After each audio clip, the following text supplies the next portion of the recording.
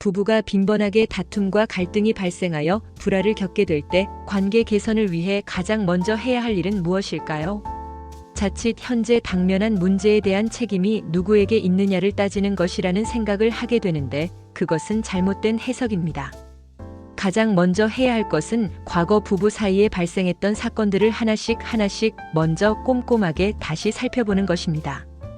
과거에 발생했던 사건들로부터 비롯된 마음속 상처들이 현재 당면한 문제를 야기시키는 원인이 될 수 있기 때문입니다.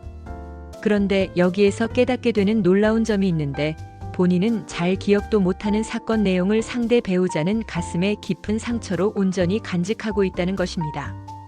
이렇게 되니 서로 모든 것을 털어놓고 절충을 통해 관계 회복을 시도하려 해도 속마음을 다 털어놓는 과정부터 삐걱거리게 돼버리니 관계 회복의 실마리를 찾는 것은 정말 어렵습니다.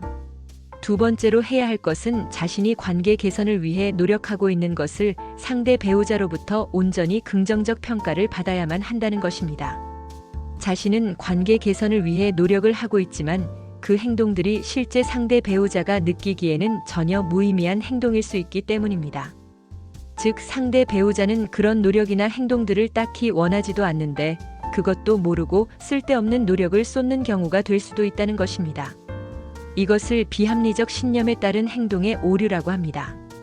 그래서 상대 배우자가 원하는 행동을 보여줌으로써 긍정적 평가를 이끌어내는 것이 매우 중요합니다. 세 번째로 해야 할 것은 본인 역시 상대 배우자를 감정에 쏠리지 않는 객관적인 관점으로 일상 속에서 상대 배우자의 역할 행동들을 제대로 평가해서 그 내용을 상대 배우자에게 왜곡됨이 없이 전달해야만 합니다. 상호 이런 역할 행동의 평가를 통해 관계 개선을 위한 해결책을 모색하고 실천하는 과정을 통해 부부 불화를 해소하는 시도를 해야 하는데 이런 과정들을 부부가 서로 마주 앉아 상의하면서 계획을 수립하고 실천하기는 현실적으로 무척 많은 어려움들이 따릅니다. 이런 경우에 수없이 많은 사례 분석과 해결 경험이 풍부한 전문가의 도움을 꼭 한번 받아보시길 권합니다. 네이버에서 미래희망심리 상담센터를 검색하시고 홈페이지를 한번 방문해 보세요. 대구 미래희망심리 상담센터 010-8182-2588